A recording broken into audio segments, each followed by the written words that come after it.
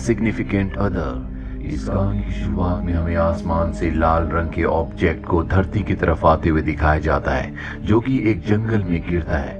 उसी जंगल में हमें हिरन को दिखाया जाता है, जिसके पीछे से कोई आकर उसके सींग से उसे पकड़ लेता है। वहीं दूसरी तरफ हमें रूथ और हैरी को दिखाया जाता है, जो गाड़ी से इसी जंगल की तरफ कैंपिंग के लिए जा रहे होते हैं। दरअसल हैरी को कैंपिंग का बहुत शौक है, इसीलिए रूथ भी उसके साथ आई होती है। पिछले 6 सालों से दोनों के दोनों रिलेशनशिप में एक दूसरे से बहुत प्यार करते हैं। अब उस जंगल तक पहुंचने से पहले एक जगह ये लंच करने के लिए रुकते हैं, जहां पर एक बच्चा इनके पास आता है और कहता है कि तुमने आसमान से उस रेड स्टार को गिरते हुए देखा। ये दोनों उसकी बात पर ध्यान नहीं देते।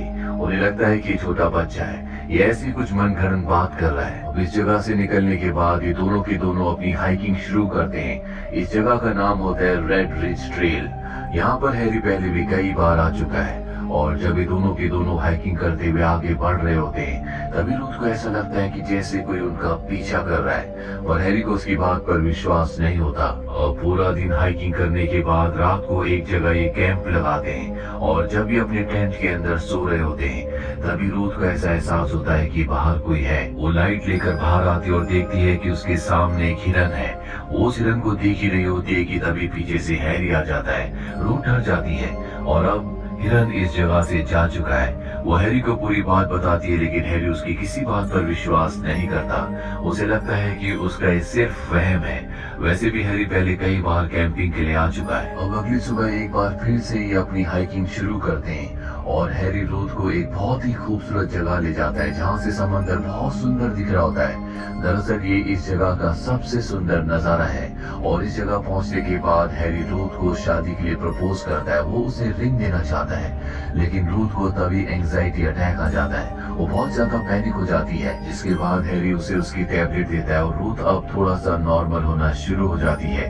दरअसल रूथ अभी इस चीज के लिए तैयार नहीं है, इसीलिए उसने हैरी के इस प्रपोजल को एक्सेप्ट नहीं किया। अब इनके पास वापस जाने के अलावा कोई भी रास्ता नहीं है, इसीलिए वापस जाने के लिए निकल पड़ते हैं।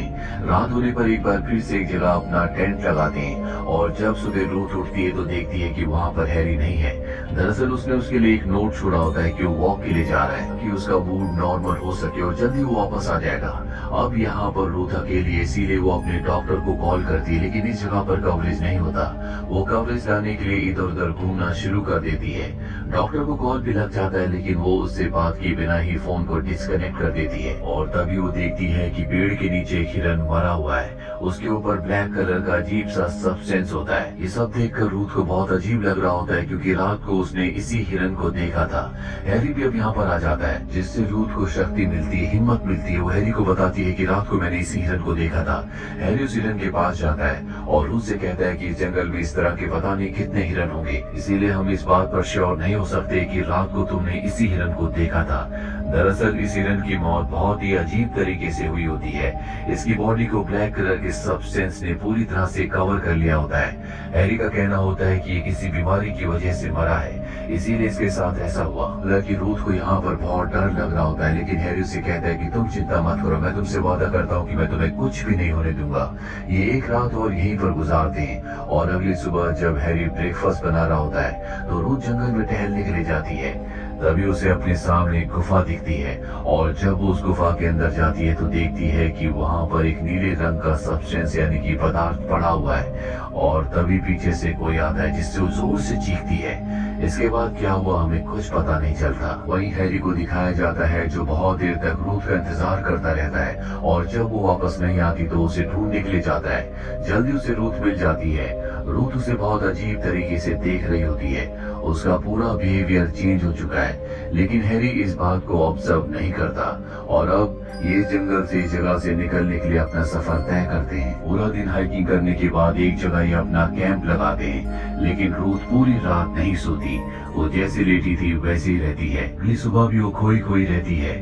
और इसके बाद जब हैरी रूथ से बात करने की कोशिश करता है तो रूथ कहती है कि तुमने मुझे प्रपोज किया था, मैंने मना कर दिया, मुझे अपनी गलती का एहसास है। एक बार फिर से हमें उसी जगह जाना चाहिए जहाँ पर तुमने मुझे प्रपोज किया था। मैं चाहती हूँ कि तुम मुझे उसी जगह प्रपोज करो। और अभी दोनों के दोनों उसी जगह जाते हैं जहाँ पर हैरी रूथ को प्रपोज करता है। वो उसके प्रपोजल को इस बार एक्सेप्ट कर लेती है। लेकिन तभी वो ऊपर पहाड़ी से उसे नीचे धक्का दे देती है, जिससे उसकी मृत्यु हो जाती है। इसके बाद रुथ जंगल में भागना शुरू करती है। वो इतना थक जाती है कि एक जगह जाकर गिर जाती है। तभी वहाँ पर एक कपल आता है जो उसे संभालता है। दरअसल यहाँ जंगल में नेटवर्क नहीं होते, इसीलिए यहाँ पर ये पुलिस को कॉल नहीं कर सकते। इसीलिए तय करते हैं कि अगले दिन ये रूथ को लेकर वापस जाएंगे, यानी कि जंगल से बाहर निकल जाएंगे।